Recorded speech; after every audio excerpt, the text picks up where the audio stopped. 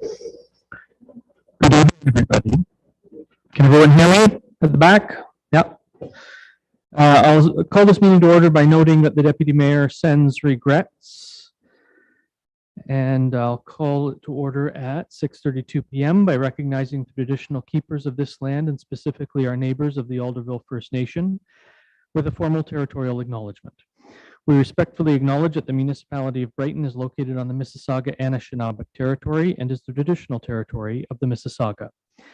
The Council of the Municipality of Brighton respectfully acknowledges that the Mississauga nations are the collective stewards and caretakers of these lands and waters in perpetuity, and that they continue to maintain this responsibility to ensure their health and integrity for generations to come. With almost all public health protocols lifted, we are able to have members of the public join us again in the gallery. If you are able to join us in person, please remember to continue to physically distance as you're able and be mindful of other people's concerns from a health perspective. We will continue to use various formats for meeting participation, with some participants attending virtually. We will also continue to invite the public to join us by viewing this meeting live on the Municipality of Brighton YouTube channel. I will also note that the municipality continues to fly the flag of the Ukraine at the Municipal Center as an expression of the community's solidarity with the Ukrainian people. As part of that solidarity and as a welcoming and inclusive community, I highlight our unwavering support for the Ukraine, the Ukrainian people, and for democratically elected sovereign governments around the world. Brighton, our council, and our citizens are deeply concerned about the humanitarian toll the invasion will take on the Ukraine and its citizens. And our first motion is moved by Councillor Tadman and seconded by Councillor Bateman that Council amend the March 21st agenda to defer reports 9.4 and 9.5. Both of these are dealing with finance issues. Is there any discussion? All in favor? There being none opposed, that motion is carried.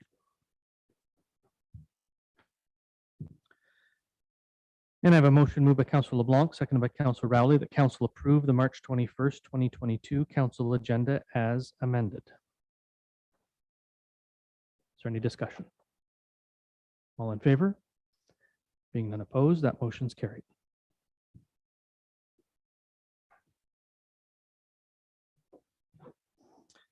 Members of Council, do you have any declarations of pecuniary interest? And if so, please state the general nature thereof. There are none noted. That takes us to announcements, and I will begin our announcements by introducing our new fire chief, Jean Thompson. Welcome, Jean.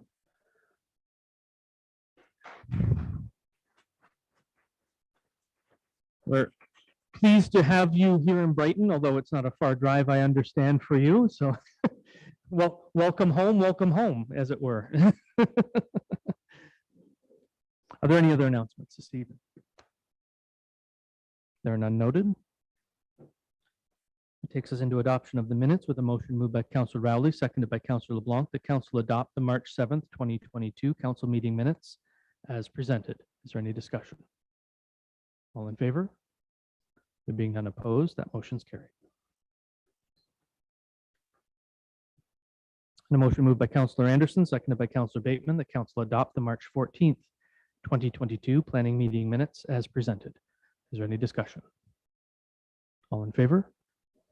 There being none opposed, that motion is carried.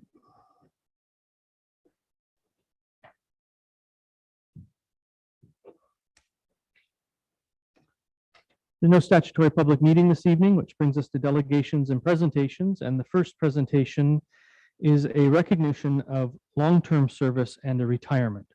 So Mr. Lee, would you please join me up here? And Barb, you too.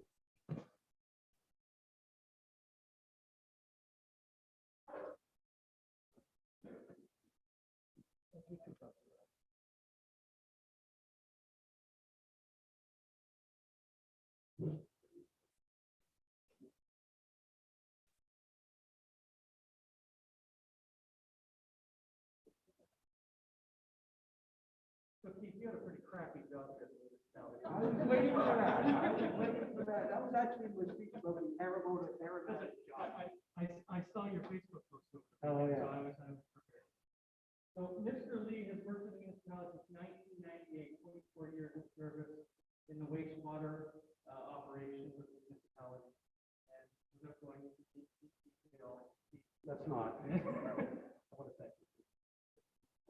More than welcome, sir.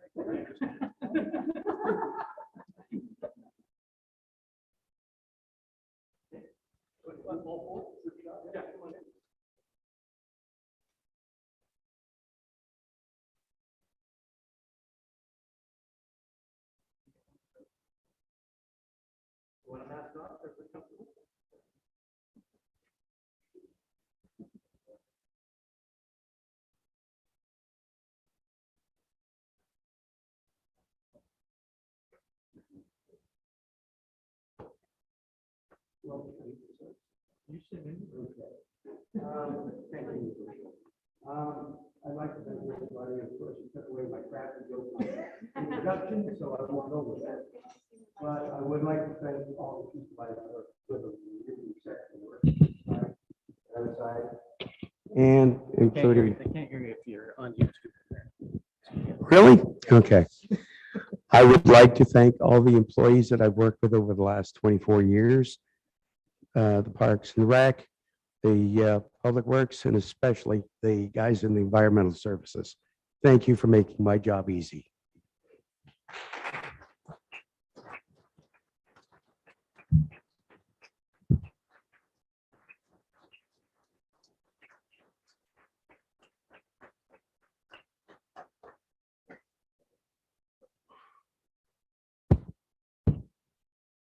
Thank you again, Keith. I guess some of my words couldn't be heard, so I'm just going to repeat for your 24 years of service to the municipality of Brighton. We appreciate your time. I'm not going to repeat that one.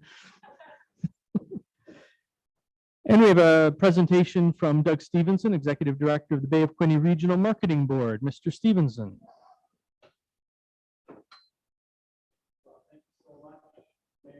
Hang on for a sec, Doug. We're just going to make you live here. There we go. That's better, right? There you go. My apologies. Thank you so much, Mayor and Council, for having me here tonight to give a presentation and update on behalf of the Bay of Quinte Regional Marketing Board.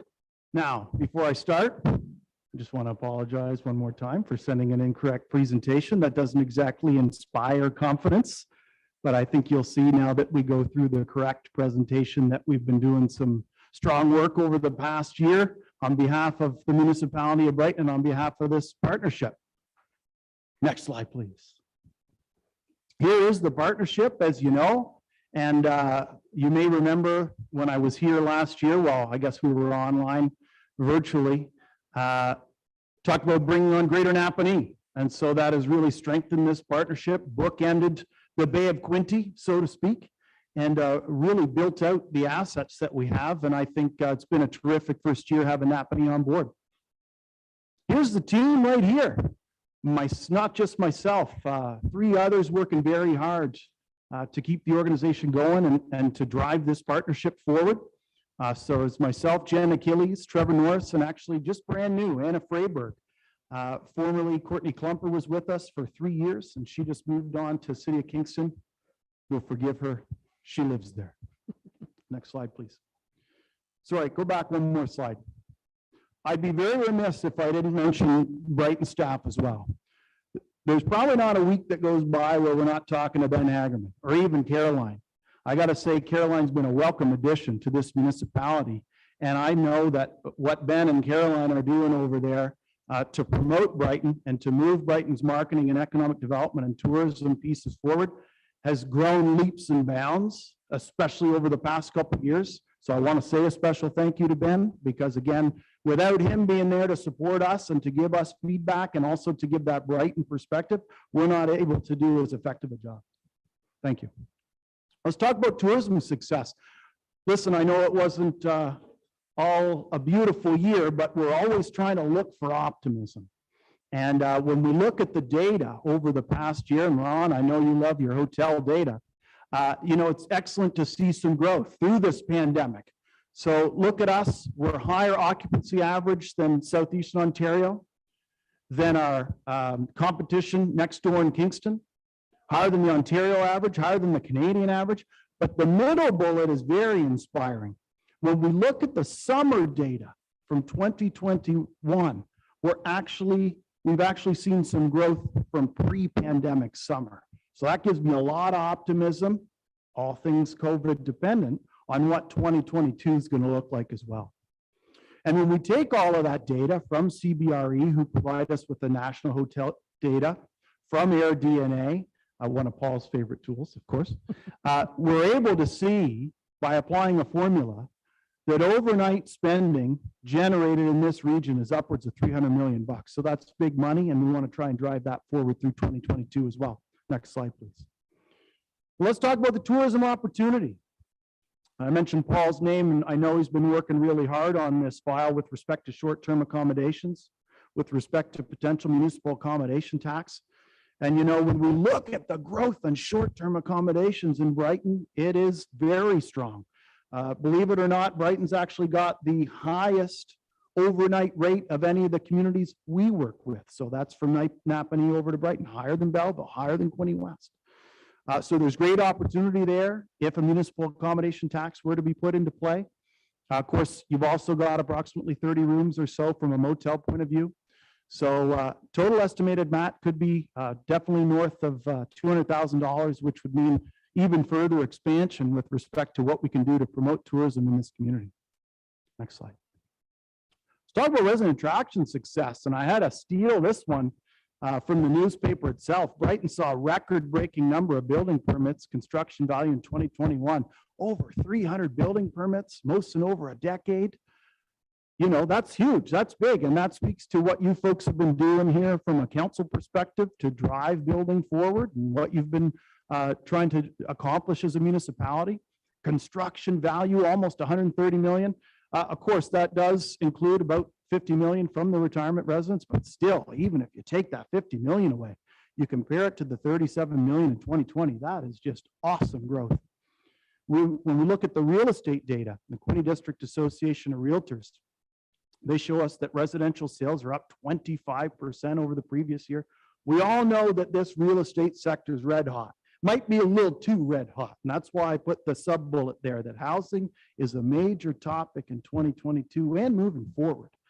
And you know, our organization isn't involved in policy, but we're certainly involved in marketing that is affected by these skyrocketing housing prices. It's not as attractive to bring somebody into this community when the average price of a house is $650,000, when just 2 or 3 years ago it was closer to $300,000 or $400,000. So what we are here for, though, is support. If we can help at all when your municipality is working on policy or discussions related to housing, involving the Quinte Home Builders Association, for example, if we can do something to help, we're there because it means something to us. Okay, let's talk about funding. So this past year, our budget, just a little over $900,000. You'll see on the right-hand side there, Municipality of Brighton, the $1.55 per capita, which has not actually changed since we began this agreement. You may remember a few years back when we began this partnership, we had actually written into the MOU a 25-cent per capita increase year over year. With the introduction of the municipal accommodation tax in our other communities, and knowing that Brighton, Napanee are working on those files as well, we halted the increase in the per capita. So it has not changed since the partnership began. So $1.55 per capita, total of $18,358, approximately 2% of our funding. Next slide, please. And you'll see that through the course of the year, we put about 68% of it right back into Brighton's community. So that's awarding 5 Bay Quinte marketing grants to Brighton businesses to the tune of $7,000, providing your BIA with a BIA marketing program of $1,000, and providing marketing support on campaigns that Ben and his team have developed to the tune of $2,900 for a total of $10,900 right back into Brighton. When we look at estimated return on marketing investment, we're talking about our entire marketing budget. And I'll talk about this in a few slides from now, but we're able to apply a formula to the marketing that we do and see physical entries into this region. And so when we do that and we combine it with the Golf in Ontario overnight package bookings, which Timber Ridge is a part of, we're looking at over $2 million estimated spending generated by the marketing we do at the Bay Quinte Regional Marketing Board, almost 200% ROI in what we spend on marketing.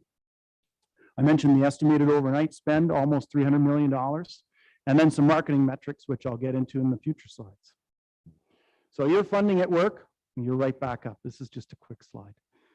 We work across 36 different marketing and management tactics, a lot of the ones you see every single day, websites, social media.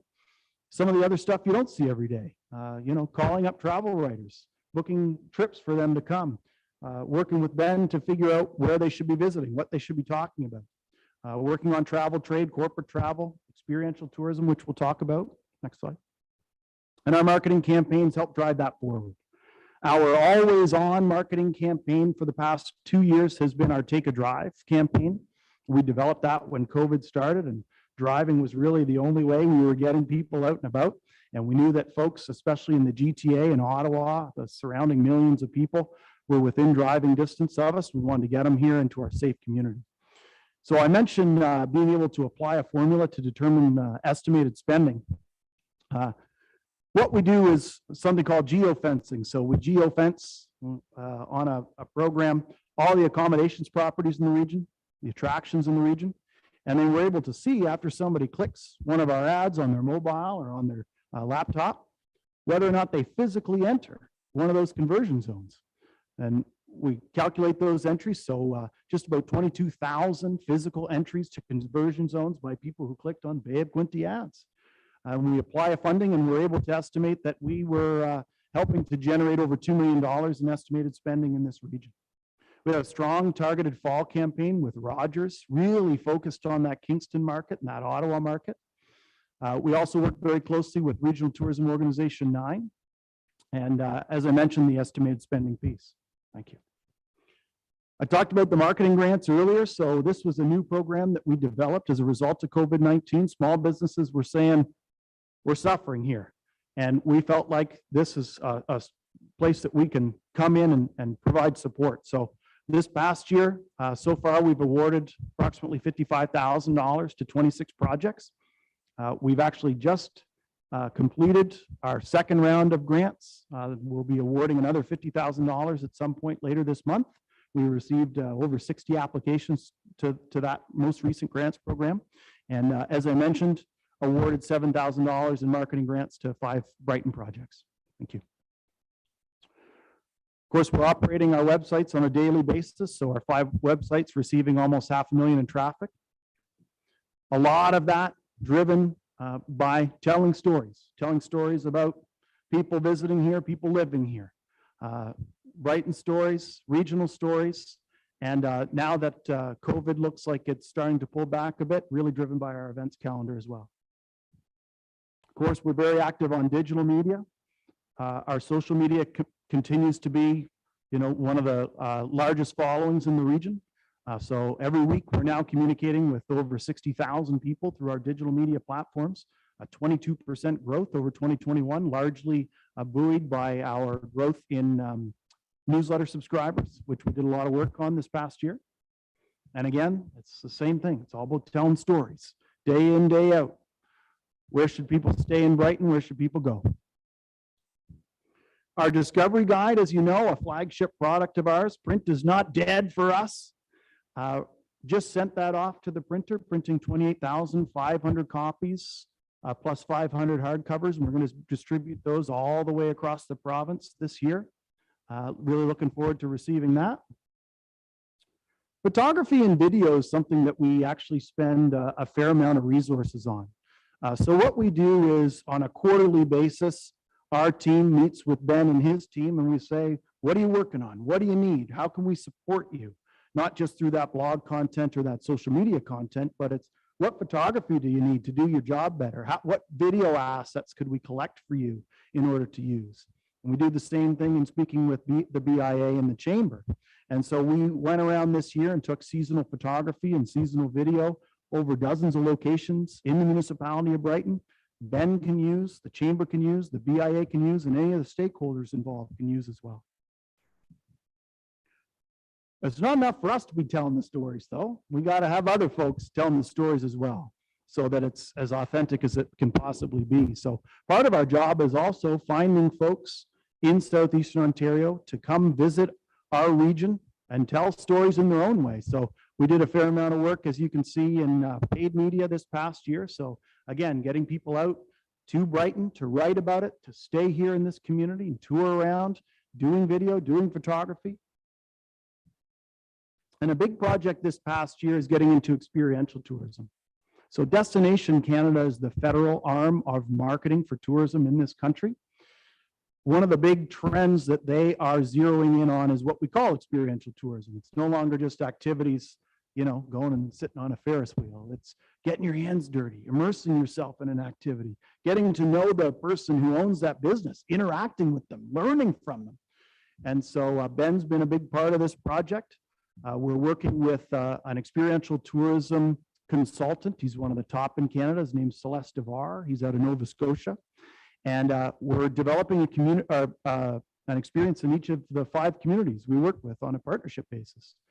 So right here in Brighton, working with Tin Roof Ice Creamery to create a culinary experience using local ingredients. And we're thinking that's going to launch later on in 2022. We've also reinvested in this project. When we create our business plan for the year, we sit down with all the partners and we say, what do you like? What do you not like? Everybody loved this project. We're learning a lot from this project. We decided to re-engage Celeste for another year. He was very excited to come back on. So hopefully this time next year when I'm at the podium, depending on what building we're in, I'm able to say we developed a second experience in Brighton as a result of that. I touched on the BIA marketing program.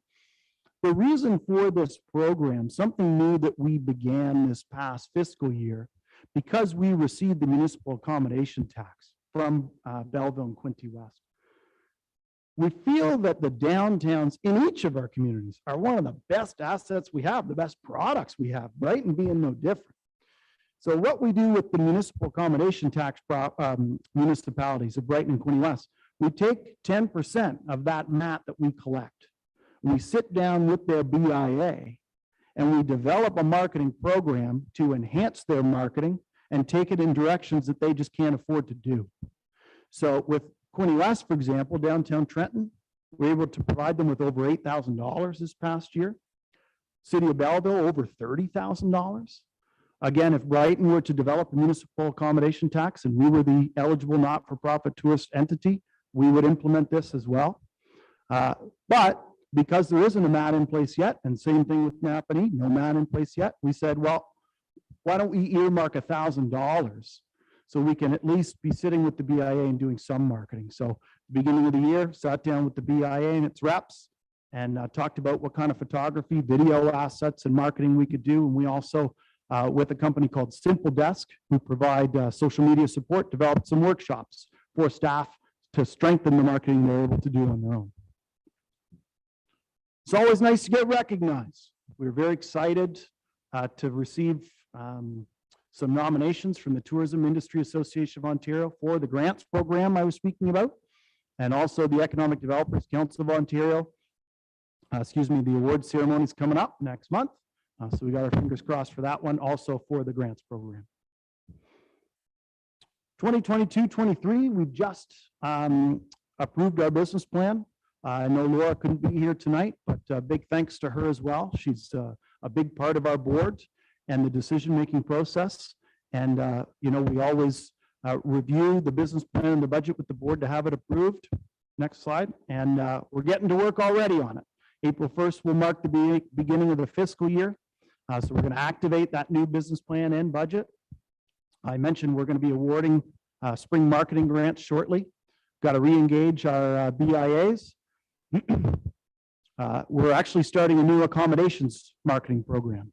So also for the communities that have implemented municipal accommodation tax, we're going to take 10% of the MAT we receive. And we're going to sit down with each of the accommodators. And with the percentage that they've given, we're going to create a marketing plan like we have with the BIAs. One of the things we've learned, accommodators aren't doing as much marketing as we thought they were. And how much more powerful would we be as a region if everybody, especially the big accommodators, are out there marketing at the same time as we are, saying that same message with more dollars behind it. So we're excited to implement that project this year. New this year as well is hopefully getting back out on the road. We've got plans right now to go to 4 to 6 travel trade conferences, trying to speak with people and sell this region. And we're also developing a corporate travel strategy right now in collaboration with consultants.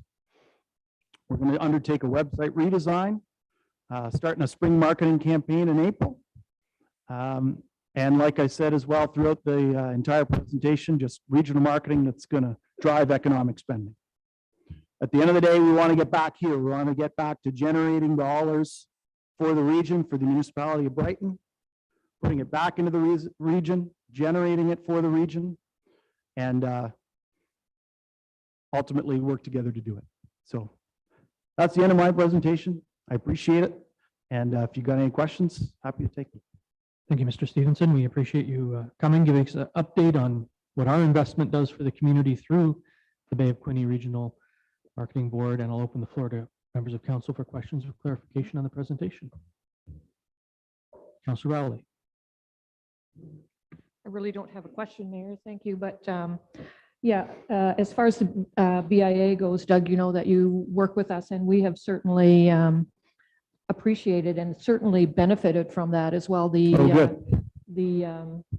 extra grant that we got last year, that where you sent a photographer here and everything, those kind of things, those are what we need. Small communities like ours who have limited resources to market our downtown, to market what we have here. We need the support of groups like yours. So I want to thank you for that. It's been a great shot in the arm for BIA. Oh, good, good. Thank you, Councilor Rowley. Councilor Anderson. A great presentation again, Doug. Thank you, sir. Thanks for being here. You bet. Great things. There's always something new going on with you guys, so it's great. I have a couple of questions. The municipal accommodation tax. I don't, I'm sure a lot of us feel the same way. We're not quite ready to go there for a number of reasons. We need more accommodation, but and I'm talking more than short-term accommodation. Yeah. You mentioned accommodation marketing for the you didn't say short term, you just said for local accommodation. And it's true, hotels and that don't spend the money anymore like they used to on marketing. It's sort of left to the brands. Yeah. And with the invention of the municipal accommodation tax, and I was part of that first group that's brought it into the Belleville area. Yeah. It took off, and so you're doing a lot of the work for them, right? Yeah. Would you be working with short-term accommodation? You said 10%, or you as well for their programs, like somebody that has 1 or 2 short-term accommodations. We heard about some that have 12 and Sure. It groups that have them, but I'm not interested in that. Are you talking about possibly working with groups that, they have their own photos and all their descriptions and all that on different channels that they book Airbnb or Would VRBO. you be giving back to that or working with those It groups? needs to be discussed. None of the communities that we currently work on a partnership level with have implemented a short-term accommodation, municipal accommodation tax. But part of the discussions we've had so far is, could something like a marketing program be an incentive for those STAs to remit, especially once bylaws are put into place, or even if they aren't put into place? This is my thought as well. It's also, then you'll have more consistency with photos and presentation and description of our community. What I think about the community, and I put it on my website, and what you think could be totally different. This is it. Presented poorly. If I might not be very good at marketing. Or maybe you're great, but you're marketing to somebody we might not necessarily be marketing as strongly to. So it could be down, and I'm thinking down the road a little bit, because this is pretty new to us, okay? And we've got to get more accommodation. Yeah. The other piece that we've talked about is, could something like that with short-term accommodators help create groups of short-term accommodators to get together and share ideas and like-minded marketing things, you And know, then they so become there could be partners with- advantages to that. And they can become partners with the local chamber of That's it commerce. too, the exactly. EVIA and that, Yeah. you know, more of a positive approach to it. I'm not saying we're taking a negative approach, but it. No, but in some communities, they are more of We a have all these pariah. bylaws, Yeah. but we, what's that other part of it, you know? Yeah. Thank you. Thank you both. Councillor Bateman. Thank you, Doug, for the presentation. A couple questions. One, when I'm looking at the presentation, I don't see it in there, so I don't know if you guys are going to be working on this for 2022. It started in January, it'll run till the end of December, the Ontario staycation tax credit. Yeah. Are you going to be working with, because it covers hotels, motels, resorts, Airbnbs, and even campgrounds, which we have several in our municipality, which are a vital part of our tourism. That are kind of forgotten because that's what draws the most people into Brighton. And that tax credit has been brought out to generate the tourism industry again. So you're going to be working. Yeah, and certainly. Publicizing that because a lot of people don't know about it and a lot of the industry might not know about it yet. And it's an excellent opportunity, and I don't know that I'm recounting this exactly, but I believe it's up to $1,000 per individual and $2,000 per family. And 20% above that. So you Exactly, yeah, $200 per individual. So if you Yeah, have a if they're spouse, spending 200 1,000 each. then, yes, sorry. And so certainly, I alluded to just briefly at the end that we're starting a spring campaign in April. We'll be using that as part of our messaging. Because I think, again, you know, one of the reasons we have continued to grow through COVID is because we are in such close proximity to GTA, Ottawa, and to your point, Councillor, we've got amazing outdoor amenities. It's not just, you know, traditional things that you might find in the city, but it's bringing people here to do camping and be outdoors. And so I think that's going to be one of the ways we're going to drive people here. So yes, we will be using it in our messaging. Thank you both. Any other questions from members of council? Councillor Tadman. Thank you, Mayor. The only area that I didn't hear you talk about Doug, is the rural area. And you talked about experiences. I think in the past, and I'm not quite sure what part of the farmers group did it, but that is an experience in itself that many people like to go out to a milking farm or whatever. Would you be doing something like that? Because these are big businesses now that should be promoted. Yeah, it's really interesting, actually, and Ben might know more about this than I would because I haven't been working on his file. I'm working to develop one with Grills Orchards. But what the plan is for Tin Roof is for them actually to go out to various locations across the municipality to collect the ingredients and then make the ice cream. So it could even be that they go to a local farm like what you're talking about. But further to that, there's a part B that we're going to be developing maybe as soon as late this year, probably more like the following year, with respect to experiential tourism. And that is no longer working with that gentleman, Celeste Devar, to do these longer drawn out experiences, but going into places where we know there's an opportunity here right now. And these folks just need a little bit of support to make it happen. Because it is, especially, you know, when Ben and I talk about the direction to take with respect to experiential in Brighton, it is rural, it is farming, it is outside. Because those are really assets in this community, so certainly.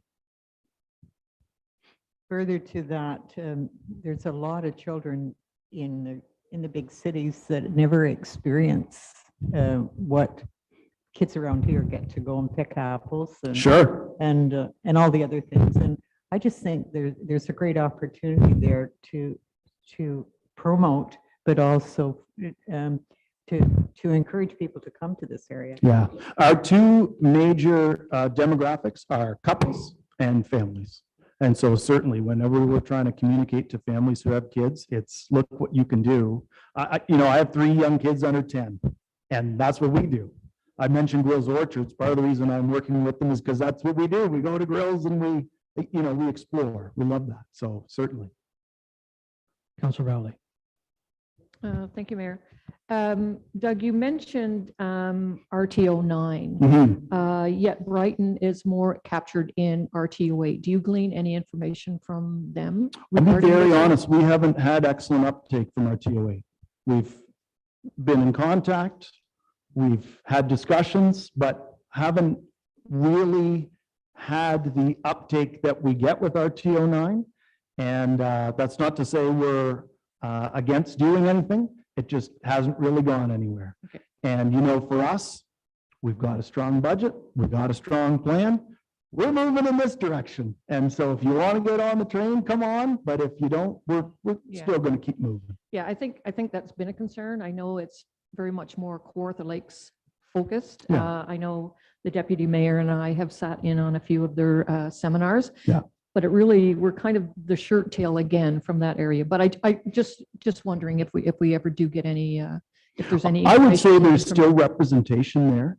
There just isn't necessarily the level of communication that you would really want to have an effective partnership. Thank you both. Councillor Bateman. Thanks, Mayor. One more question on the digital course. media. What's your percentage growth, like year after year, like number of new people joining it? 'Cause I know the slides is 60 or 22%.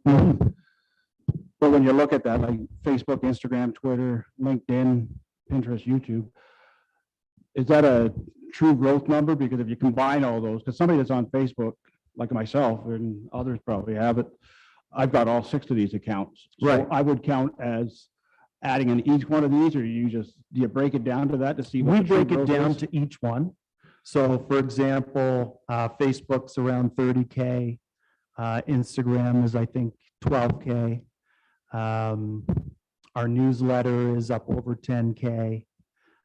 When we talk about growth, I would say historically, the past probably 3 years, Facebook grows 1,000 to 1,500 per year. Instagram would grow 2,500 to 3,000 per year. Our newsletter was growing about 1,000 per year, but then this year we invested in some new tools, which we found really bolstered what we were doing. And that's where we were able to see growth, I think over 3,000 in our newsletter this year. So it's a little different for each. You know, you mentioned things like Pinterest, YouTube. We actually weren't as active on video ourselves this year. We invested more in partner video. So we didn't grow a whole lot from that perspective. I think Pinterest, we probably grew 100, you know, not huge leaps and bounds, but we're making some headway. Just a thought, the reason I ask is depending on which social media platform you look at. So I didn't know if you broke it down by demographics or if you get that detailed, because, you know, I don't know how you put this politically correct. It depends on which one you're looking at. If you look at Facebook, that's generally an older demographic than say Instagram or Twitter, Yeah, or a different Facebook demographic than if you're skews- looking at Pinterest. our Facebook skews 10 years older. So our Facebook is more 45 to 65. When you look at Instagram, it's more 25 to 45. And when you look at Facebook, I believe we're closer to 65% female. When you look at Instagram, it's closer to 50-50. But also just, and you know, we talk to colleagues about this fairly often. It used to be, you know, when I first started, Facebook was the one that was growing like this. And now we're finding that the growth just is kind of waning across the board. Whereas Instagram, when we first started out, was growing okay, but now it's the faster of the two with respect to growth. So there are some nuances, certainly. Thank you both. Anything else from members of council? Thank you very much, Doug. You bet. Thanks so much for having me. And with that, I have a motion moved by Councillor Bateman, seconded by Councillor Anderson, that council receive Doug Stevenson's Bay of Quinte Regional Marketing Board update presentation. Is there anything further on the motion? All in favor? Being none opposed, that motion's carried. Which brings us to citizens' comment, and we do have one citizens' comment this evening for the first time in a long time. Citizens' comment is an opportunity for members of the public to submit comments or ideas to council on matters appearing before council on tonight's agenda. A maximum of 2 minutes per speaker and an overall maximum of 10 minutes is set aside for citizens' comment. It is noted that Language, content, and conduct must remain respectful at all times. Comments will be received without comment, debate, or question from council. Presiding officer may request clarification and/or additional information on the comments from the member of the public. And our citizens' comment comes from Brenda Richardson with regard to the follow-up list, item number 14. Welcome back.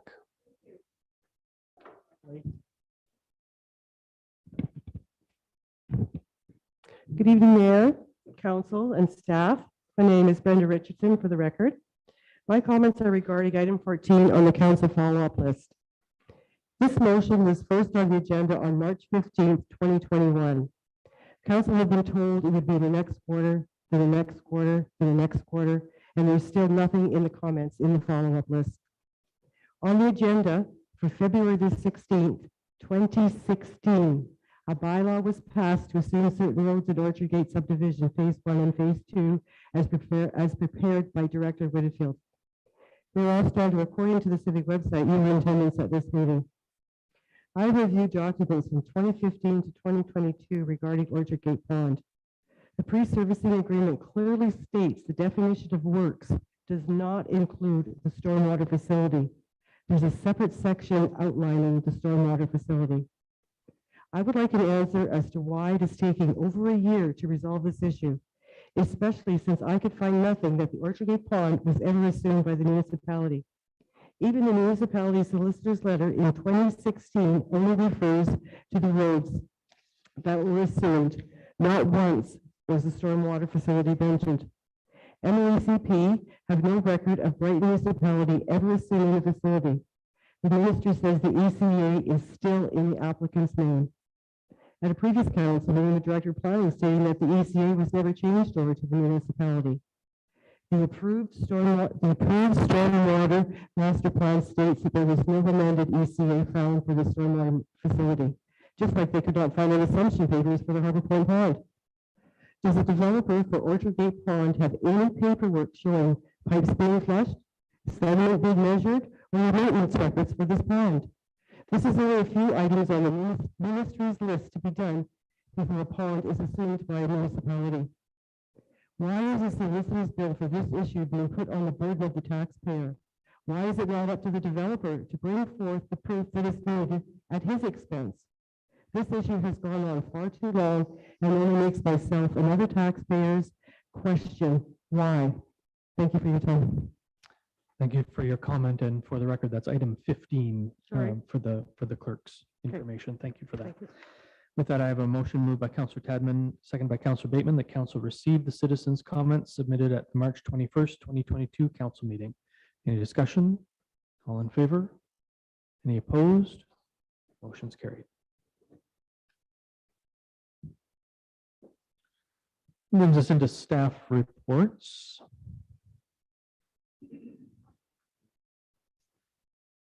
Our first report is with regard to the budget resident information mail out. Mr. Hagerman, we've read your report. Do you have anything to add or highlight, sir? Not at this time. Thank you. I have a motion moved by Councillor Rowley, seconded by Councillor Blanc, that council receive the report for information outlining the resident information brochure that will include important but easy to read municipal budget details. Is there any discussion? Councillor Rowley. Thank you, Mayor. Wondering if communication like this will be more than just once a year. I know this is more, I can't see you, Ben, doesn't matter. This is more budget focused this time, but I'm wondering if something like this, will we be doing something like this maybe quarterly or, twice a year at least. I think it's a good communication tool, and I think it's something that most residents would appreciate.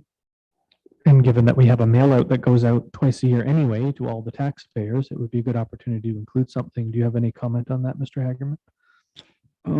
Through the mayor, certainly if there's enough content to make it worthwhile, we'd look at a second one. One's very easy to do with the amount of budget information to include list of special or of key projects. And this year being an election year, we can get out lots of information on the election process and make sure people are on the voters list, that kinds of stuff. So I'm all for it if the content allows, but I don't want to just start sending stuff out in tax bills and tax statements just for the sake of it. But yeah. Thank you for that. Any other comments or questions from members of council? All in favor? Being none opposed, that motion's carried. Brings us to the Municipality of Brighton Health and Safety Annual Endorsement. Mr. Miller, we've read your report. Do you have anything to add or highlight, sir? Not at this time. Thank you. I have a motion moved by Councillor LeBlanc, seconded by Councillor Rowley. The council receives the report from the Director of Parks and Recreation and approves 2022 Workplace Health and Safety Policy Statement and Responsibilities as attached. Is there any discussion from members of council? All those in favor? There being none opposed, that motion's carried.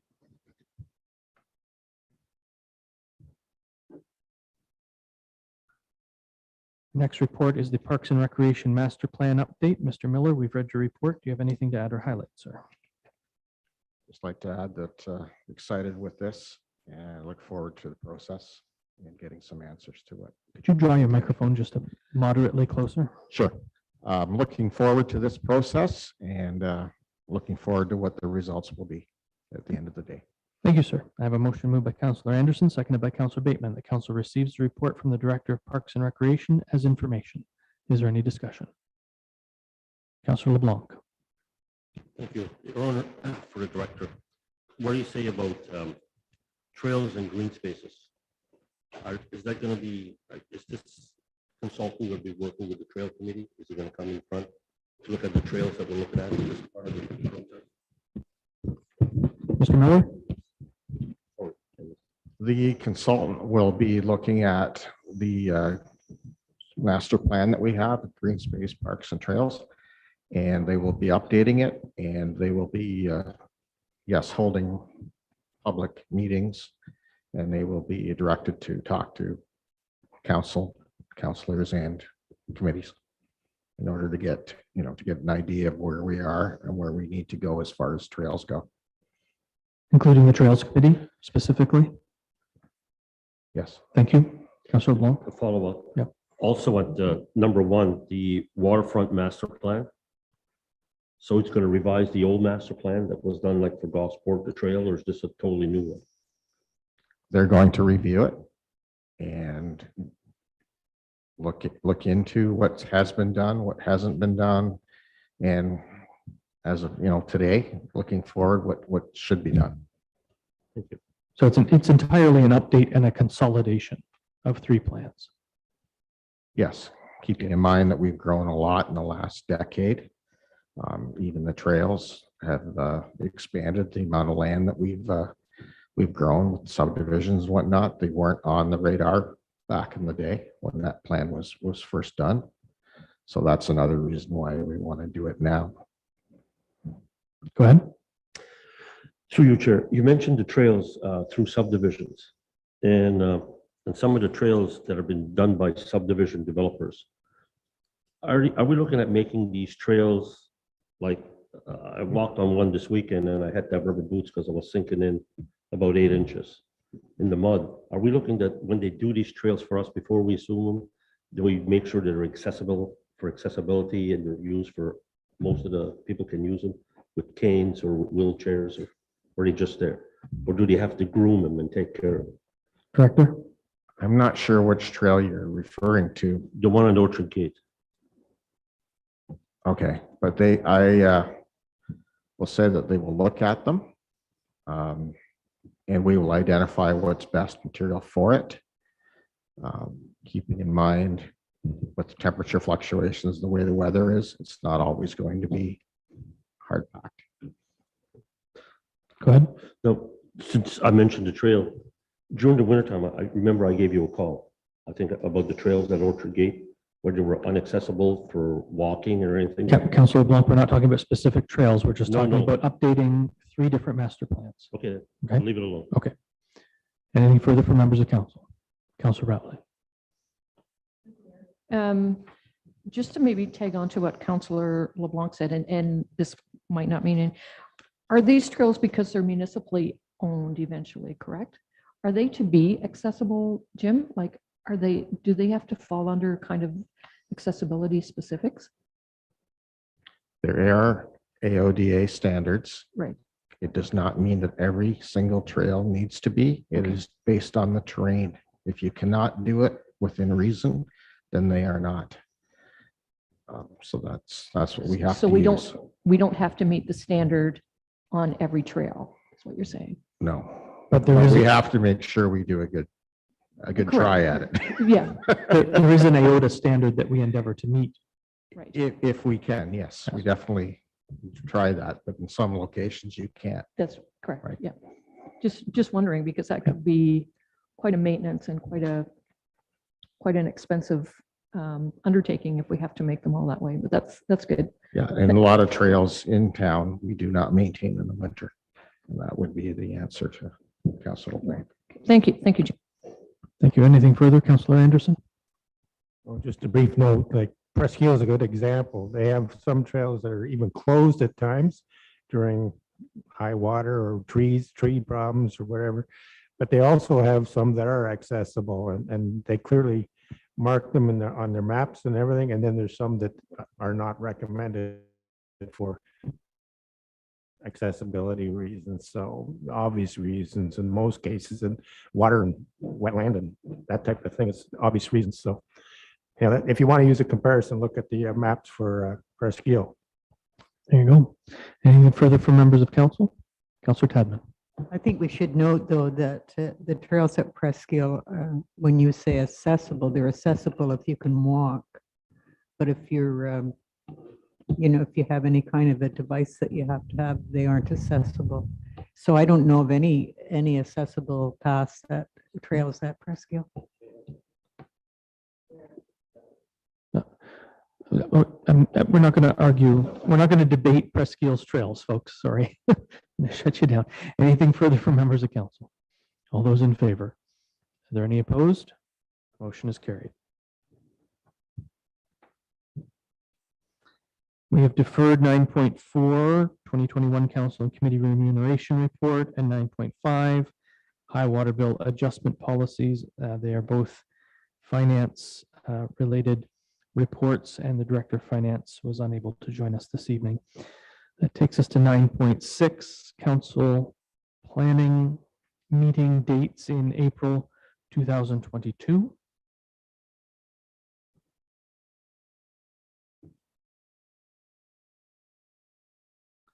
Madam Clerk, we've read your report. Do you have anything to add or highlight? No, I do not.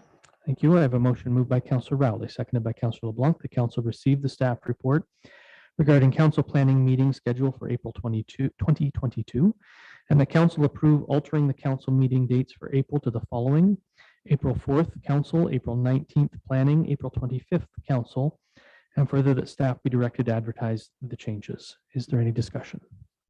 All those in favor? There being none opposed, that motion is carried.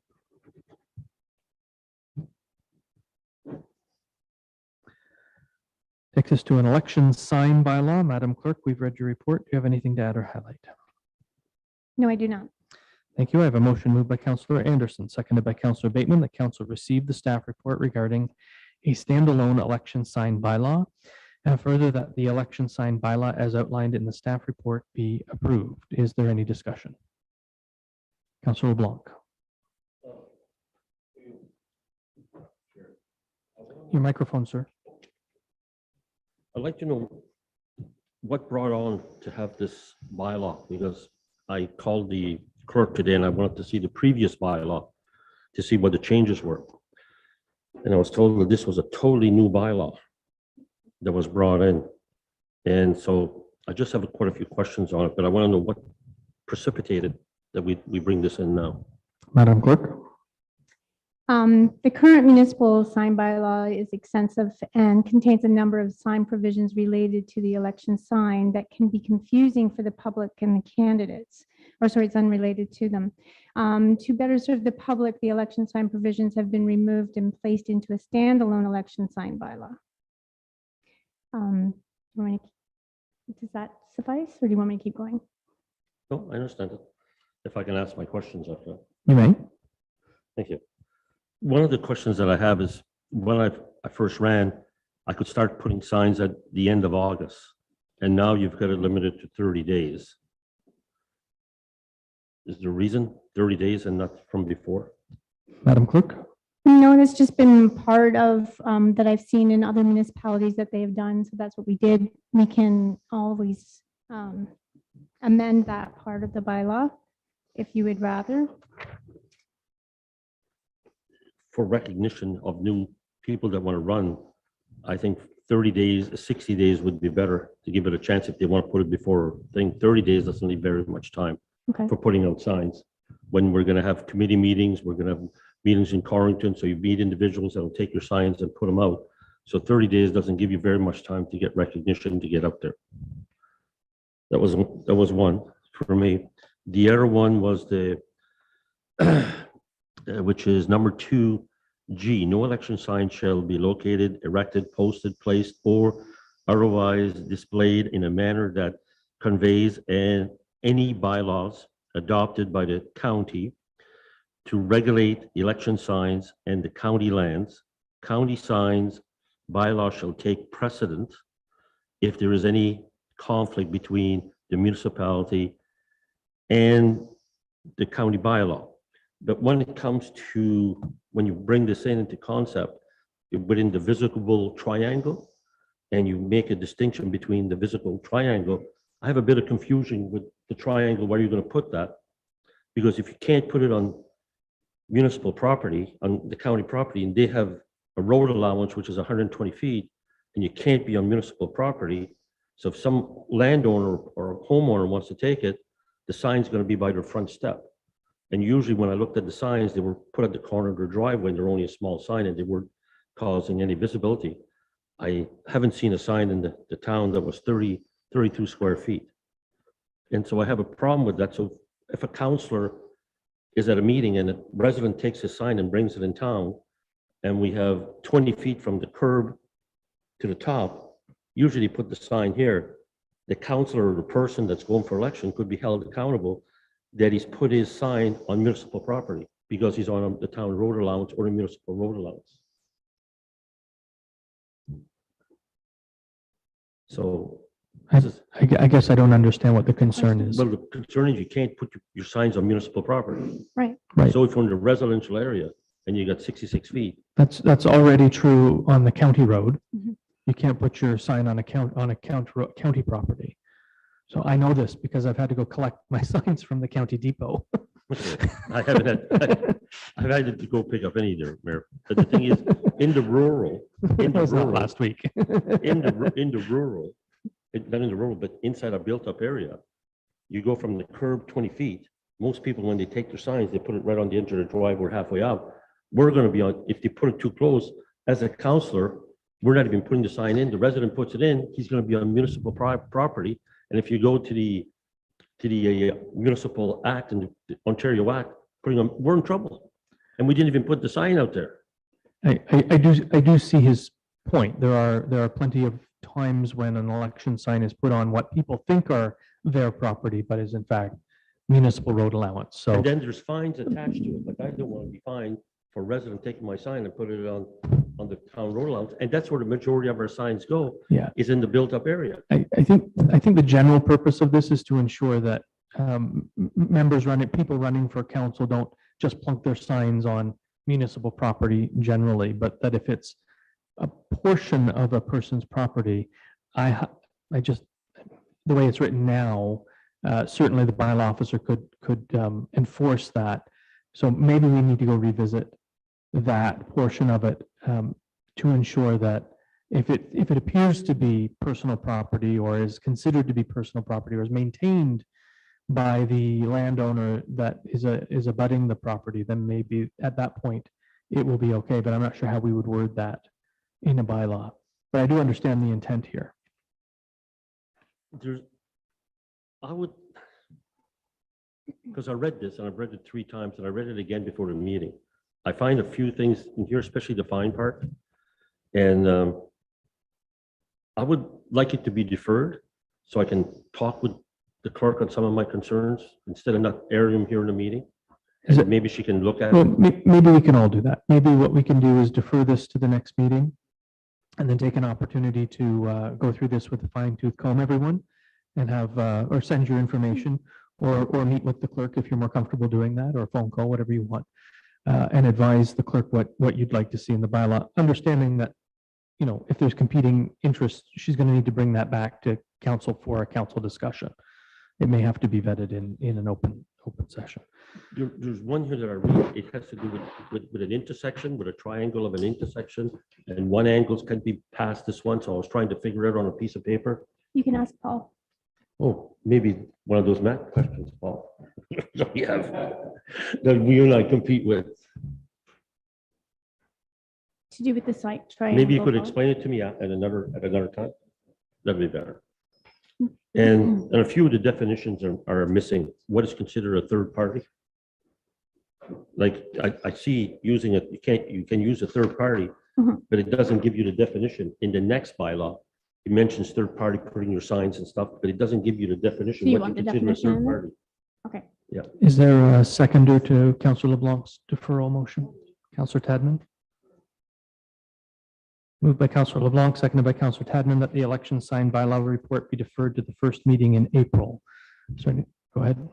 Thank you. I just wanted to comment that the way it's written right now, I think we'd have to hire another bylaw officer to cover all the complaints we're going to get if the public were aware of this. We'll have to spend our election money on a solicitor to make sure we're complying properly. Well, and so I was going to suggest, since we're very concerned about the environment, not to have any signs at all, but we'll talk about that in the next one. And There I'm you sure go. that, There and you I go. have some that if people would like to recycle mine, they can have mine.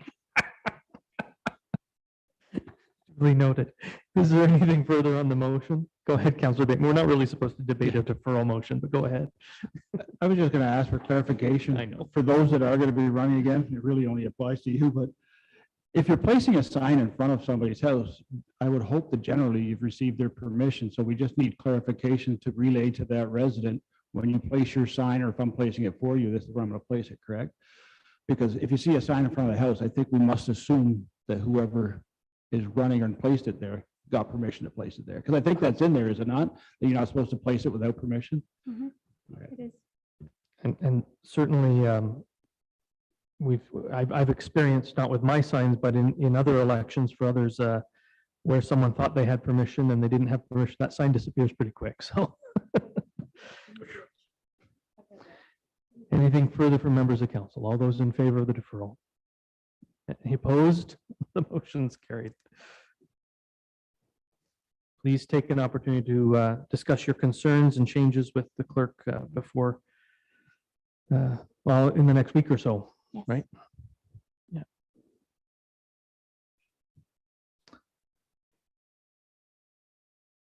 And the next report is with regard to the use of corporate resources for election purposes. And is Ms. Ross joining us, the deputy clerk joining us? So Madam Clerk, we've read Ms. Ross's report. Do you have anything to add or highlight?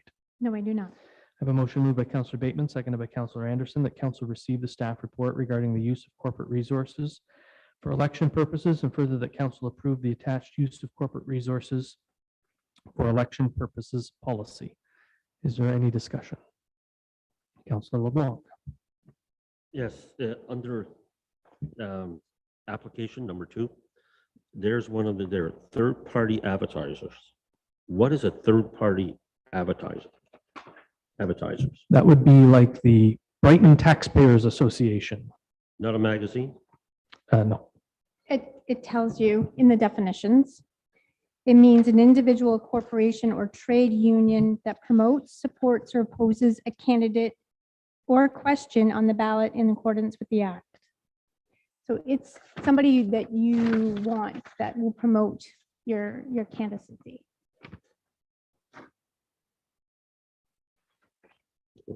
It's just before number 4, right above responsibilities. Okay.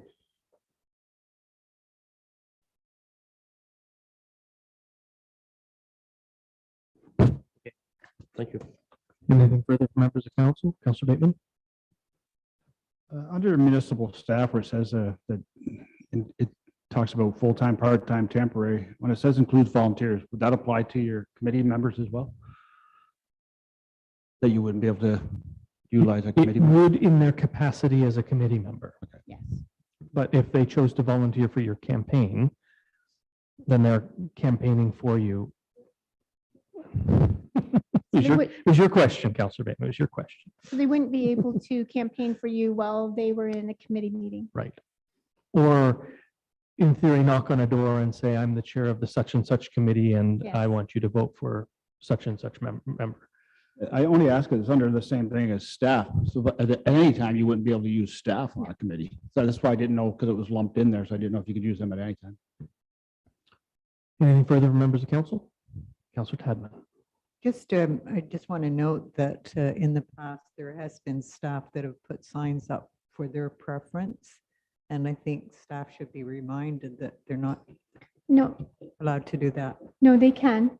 On their own personal property, they can put signs up for their preferences. We don't, it's when you're at work. If you're representing the municipality so you're out there collecting money or you're out there Well, that doing water changed then bills. because it used to be the rule. No, the rule, the policy stated, yes, and that's why this has changed. So the policy did state that that we refer that you, like we would expect that you wouldn't, but we can't tell you what you can do on your own personal property.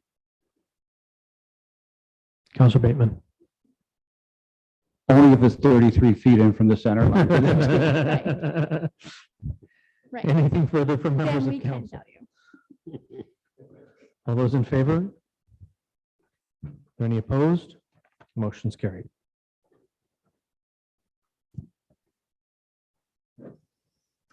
Lifting of COVID-19 policies. Madam Clerk, we've read your report. Do you have anything to add or highlight? No, I do not. I have a motion moved by Councillor Tadman, seconded by Councillor Bateman. The council received the staff report regarding lifting of COVID-19 vaccination policy. And further, that council supports staff's recommendation to lift the COVID-19 vaccination policy. Is there any discussion? Councillor Bateman. More just a comment, not on the policy, just an appeal to people in here and outside of here to be respectful of each individual's decision, because I've gone into 3 stores today where I've had people say, you don't need your mask on, which isn't really being disrespectful, but some are going to choose to continue to wear the mask, and I'll probably be one of them. So I think we just have to keep reminding people it's their choice. Let's be respectful of it, even though we're dropping these. And there are some instances in which you should still be wearing a mask, and those people hopefully are when they know they should be. So is there anything further from members of council? Thank you for that, by the way, Councillor Bateman. Good point. Councillor Rowley. Thank you. I'm assuming, though, that if this all goes sideways, this policy will just be re-implemented, correct? Let's hope not. This is just the vaccination policy. Is that correct, Madam Clerk? Yes, because we didn't bring operations forward, right? So it's the Health and Safety Committee and the COVID Committee that did all the other protocols that we had in place, not council. Council passed the vaccination policy, so we had to bring that forward to council to have it lifted.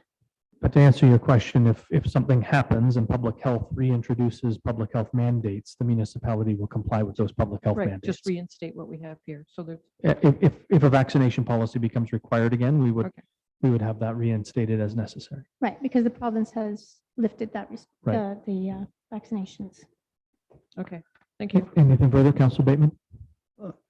So this is for the vaccination policy, and the province has lifted the mandates for masks up to the 21st, with exceptions, long-term care home, Right. congregate settings and stuff like that. But we passed one as well as a municipality for masks, did we not? I think we just brought it to you for information, what we were doing Okay. for our protocols, but no, So, okay, so we don't have one we have to lift in conjunction with? that's right.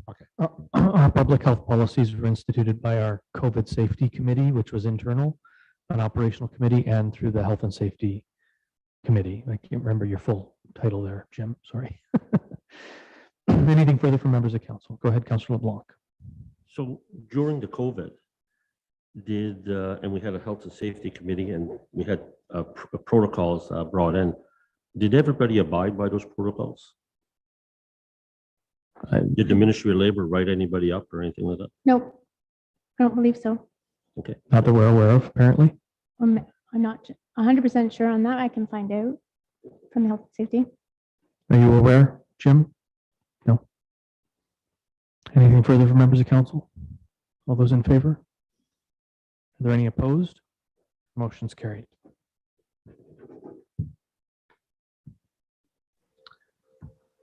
Brings us to Physician Recruitment and Retention Program Partnership Agreement.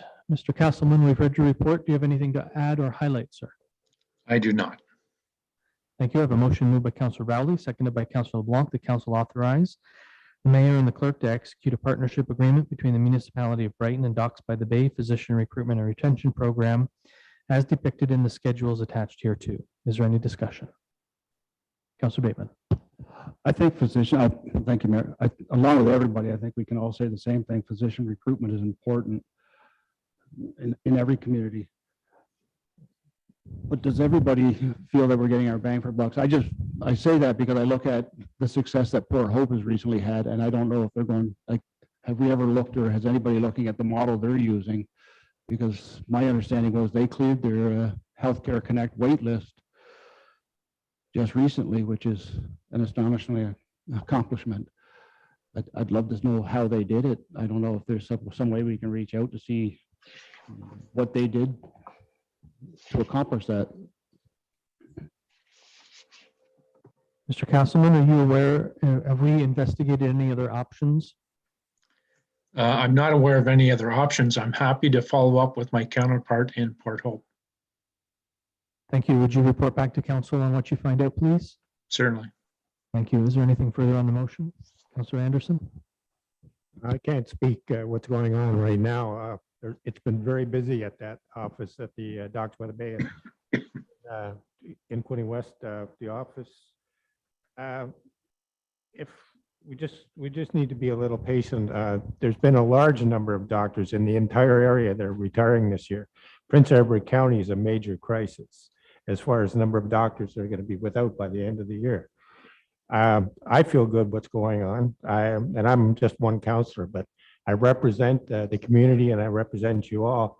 I know they're working hard. We've had meetings with Goderich. It's a very successful community as well. You can go search that yourself and see how successful they are. To attract doctors, you need to be positive for community. You need to be showing that you are really going to welcome them here. And there was some negative talk going on about doctors, and that gets around the medical field really quick. So that's calmed down, and there's some good activity going on.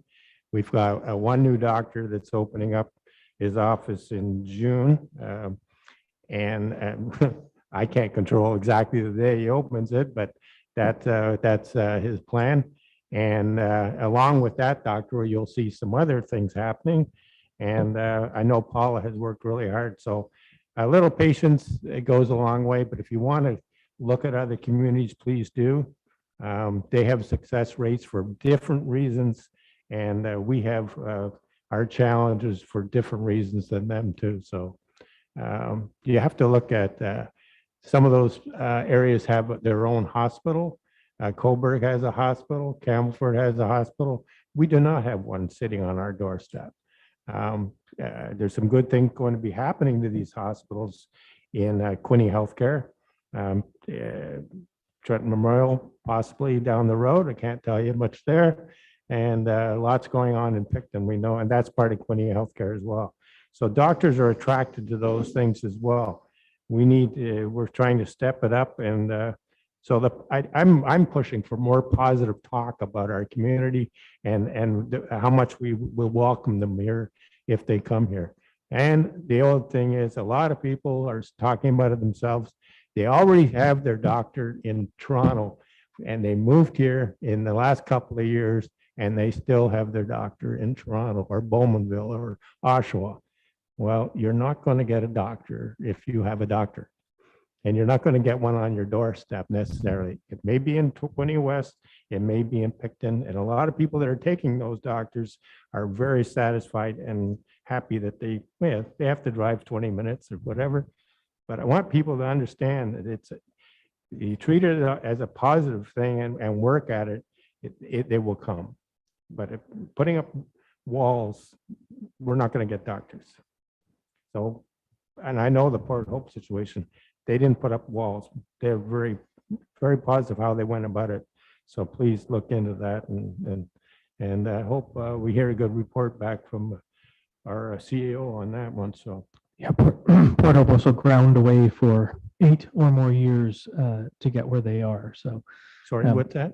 Port Hope grinded away for 8 or more years before they found the results that they're getting now. So, And you can think that, sorry, if I can just add, you can think that you're just on the threshold of, as in the county, let's for example, all of a sudden you have a major exodus of doctors retiring. And this is happening all over the country, but all over the province, definitely. And you can talk to our provincial leaders and they're going to tell you the same thing. This is a major crisis when it comes to getting doctors to work in the hospitals and staff. I tell you, the staff shortages in Quinte healthcare right now aren't popular either. And it's from nurses leaving, it's from other professionals that are leaving. I'll call it the industry for lack of another name, leaving that practice. So there's a lot of concerns, not just about your immediate doctor that you're going to drive to, that's going to be on your doorstep. thank you for that. Anything further from members of council? Councilor Bateman. Just to follow up, I just want to make sure that everybody understands. I'm not saying that Docs by the Bay don't do hard work. I know they do. They're working hard. I'm just saying that we have to look at other avenues. I'm not saying get rid of them. Find out what's successful in other communities. Councilor Anderson mentioned Goderich, Ontario, and they are a successful story. I mentioned Goderich, Ontario, actually in this very room on July 19th, 2018, under the previous council. And I think I handed you all that were sitting on council at that time an envelope on them. They're probably the most successful community in all of Canada on the way they did their physician recruitment, because they don't use an outside firm. They use internal, where they have people from the community doing certain things when people come in to tour. So that would be a place to try to mirror their success. But same with Port Hope, see what they've done, what they haven't done. In terms of people in Toronto coming down that have doctors that keep them, the reason they keep the doctors is you have to de-roster from your doctor to go on Healthcare Connect. And if you move from any community, regardless, it doesn't have to be the GTA, most people are not going to de-roster to get onto Healthcare Connect, because there's some people on Healthcare Connect now 6, 7, 8 years. That's why people retain their doctors. If there was no wait list, I can guarantee you people would de-roster to get on a list, because then they know they're not going to be waiting multiple years. But that's not just pertinent to us. That's across Ontario. But Thank you. Anything further? Councilor LeBlanc. I heard for the people that don't have a doctor, I've always had a doctor, so I've been very lucky, fortunate. But when you meet people that they haven't had a doctor for 6, 7 years and they got to go to the emergency ward to get their medicine and be prescribed by different doctors, so they don't have the continuity. So I understand their pain. So it's one of the reasons I'll support the doctors to doctor recruitment for this amount of money, even though it's more, but we have to do something to get more doctors. And I think we all do as a council work very, very, very hard to try to get doctors. I think you're right there. Anything further? Go ahead, Councilor Anderson. And a positive note, another positive note, we have 2 offices sitting there ready for them to come in and turnkey. That's been the action of this past councils, as well as our own council. We have 2 offices ready for new doctors right now. Other communities. 2 more than Quinte West has. Huh? That's 2 more than Quinte West. 2 more than Quinte West. And Quinte West, I'm not going to get into it. But you're right. So we do, and we're going to fill those spots. So, all right. Anything further from members of council? All those in favor? Are there any opposed? The motion's carried.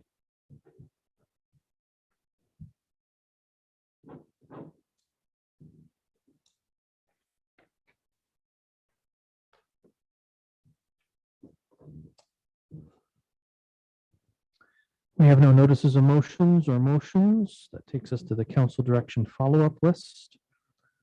With a motion moved by Councilor LeBlanc, seconded by Councilor Rowley, that council received the follow-up list as presented at the March 21, 2022 meeting. Is there any discussion? Councilor Bateman. first question's under number on the report, number 1 and number 2.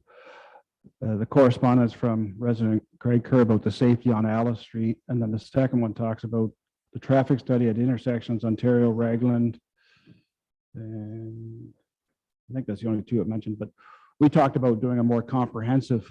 So would that be changed on this? Because isn't there a more comprehensive traffic study coming that'll capture all that?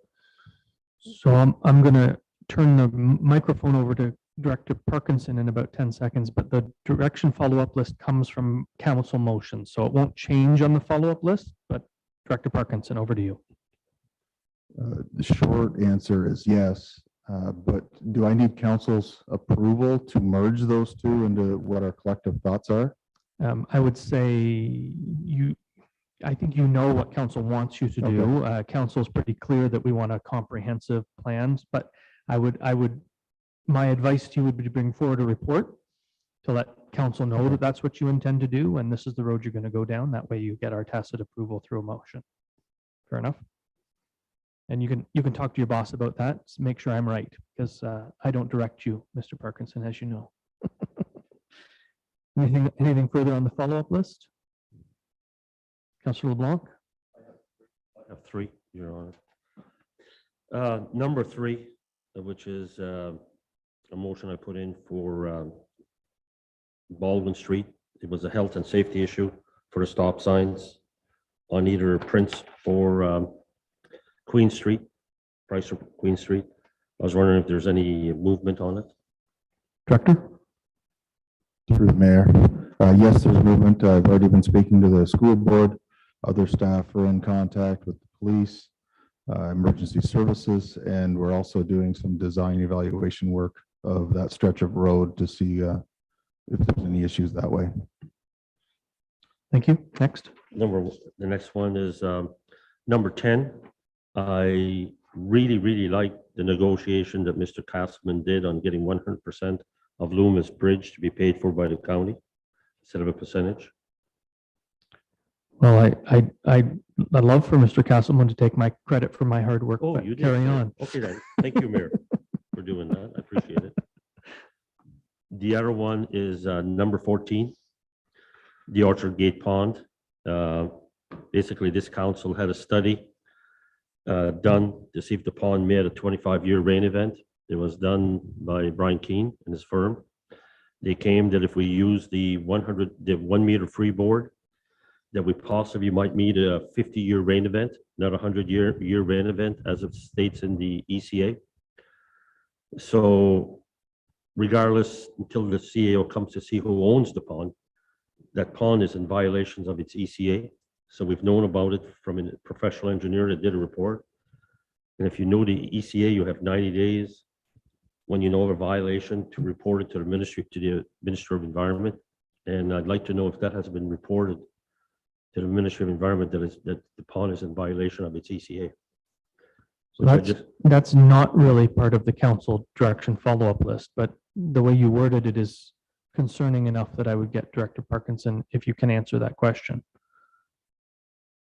I don't have an answer for that question. Would you be able to find out one and provide it to all members of council? Yes. Thank you. Thank you. Thank you. Anything further from members of council? All those, go ahead, Councillor Tadman. Since it's been a year coming up very shortly,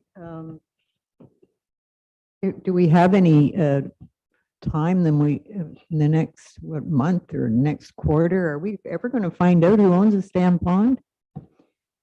Mr. Councilman? It seems like an awful simple thing for me to, I would think if I was researching it, I don't think it would take a lot of work. We've already heard that there's a number of complicated issues with this pond, but Mr. Castleman? As council knows, there's a number of items that are on the follow-up list that need to be followed up on, and they will be in due course. Some are a little bit more complicated than others and take a little bit more time. So certainly council and the community needs to be patient in that regard. Our staff team will get to each and every one of them in due course. Anything further from members of council? Councilor Bateman. I lost what number it was on here. I was just looking at the RFP for the HR firm, the motion that passed a few meetings ago. And my understanding is the RFP is out. I haven't read it, but I understand it's 50-some pages long.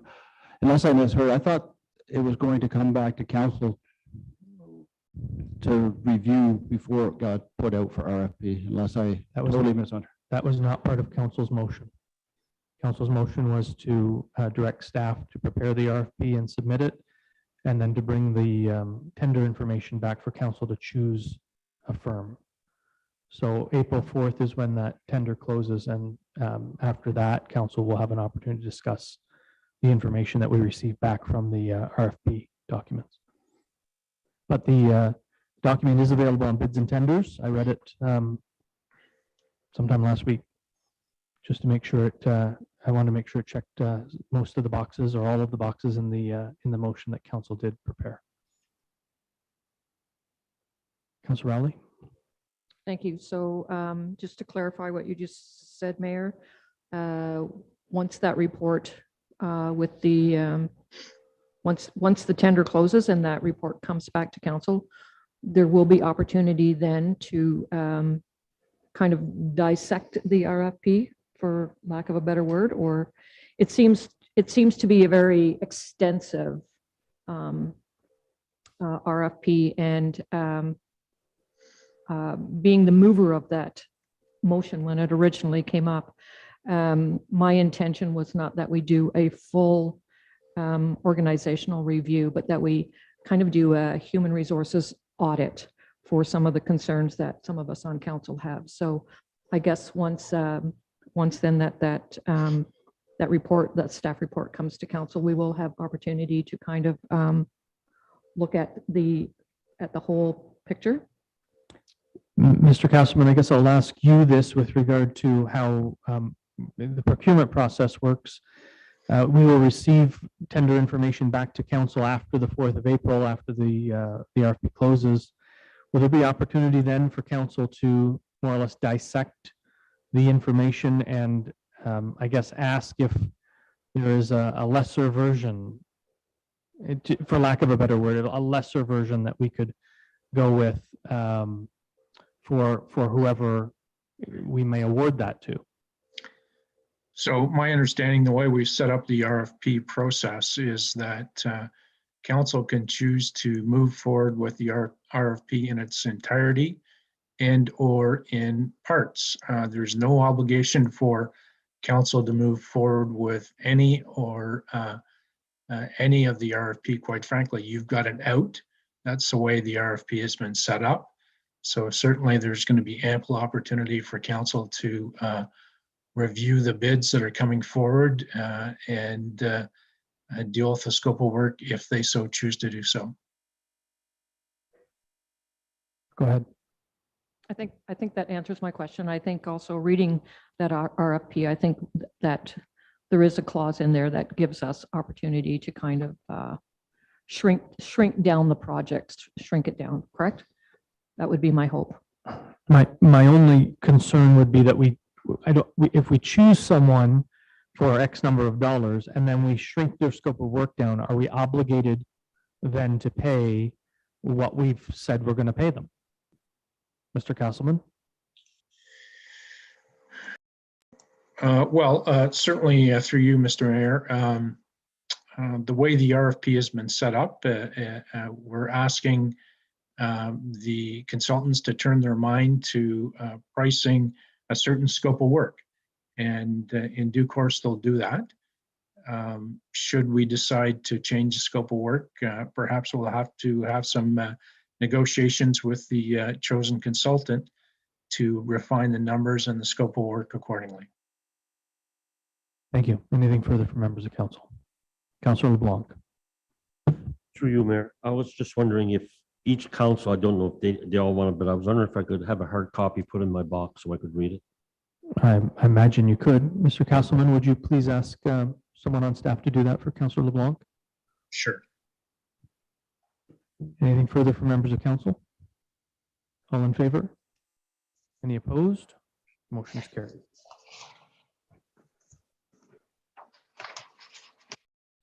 We have nothing listed under unfinished business, which brings us to bylaws. The first bylaw is with regard to marriage ceremonies, and it's moved by Councilor Tadman, seconded by Councilor Bateman. The council gives a bylaw, it's first, second, and third reading, and finally passes on this date, being a bylaw to authorize the civil marriage solemnization service in the municipality of Brighton. Is there any discussion? All in favor? Is there any opposed? Motion's carried. And we've deferred the election sign bylaw.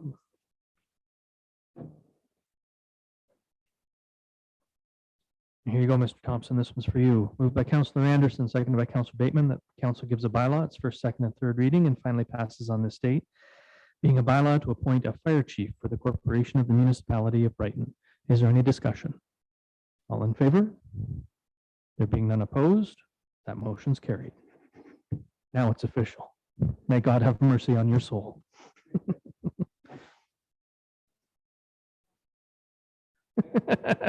It's a joke and everyone knows it.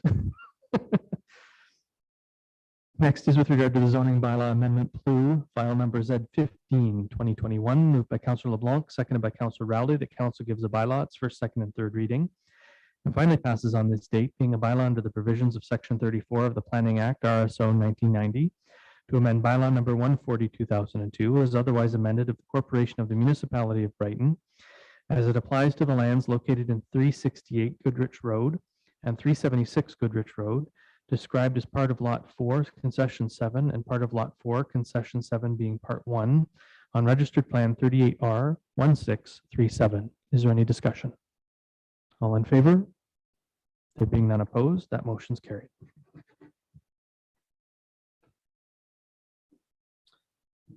We have no reports of advisory committees of council, reports of minutes and council reports. We have no reports, minutes of statutory committees, boards, or external agencies. We have no correspondence, direction items, endorsements, communications, or petitions. We have no FYI correspondence, which brings us to question period.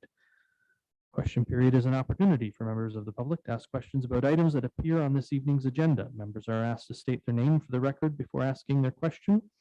A maximum of 5 minutes is set aside for question period. Language, content, and conduct must remain respectful at all times. Questions will be received and answered by the mayor or by a member of council or staff if designated by the mayor. Is there anyone in the public gallery who has a question pertaining to tonight's agenda? I just looked again. I can't tell. I think it is. I don't know. It's 14. It might be 15. It's hard to tell. Item 1 appears to be the headers, and then 2 moves into the motion. So I think it's item 15. It's a question about spreadsheets, right? Go. No, it's just a comment when you were talking about the signs, about the election signs. I just want to say that you made a comment about abutting property, if it's municipal property and it's being maintained. Now, every boulevard south of the tracks is being maintained by private owners. Well, most of the boulevards in the urban area of the municipality are. Yeah, so that's just something that I wanted to point out, because you don't want all the election signs on the boulevards. And if I put an election sign on my property, you'd never see it from the road. Right? You can move into town, south of the tracks. I could, but I'm not going to. So being no question, are we aware of anyone joining us on Zoom for question period? Oh, thank you very much. That takes us to our in-camera session. I will advise those of you joining us by YouTube that once we proceed into closed session, that will be the end of the YouTube stream for the duration of tonight's meeting. I have a motion moved by Councillor Rowley, seconded by Councillor LeBlanc, that council resolve itself into closed session March 21st, 2022 at 8:05 p.m. Pursuant to the Ontario Municipal Act 2001 as amended, subsection 239(2)B, personal matters about an identifiable individual, including municipal or local board employees, the appointment of committee members to various committees. Is there any discussion? All in favor? Any opposed?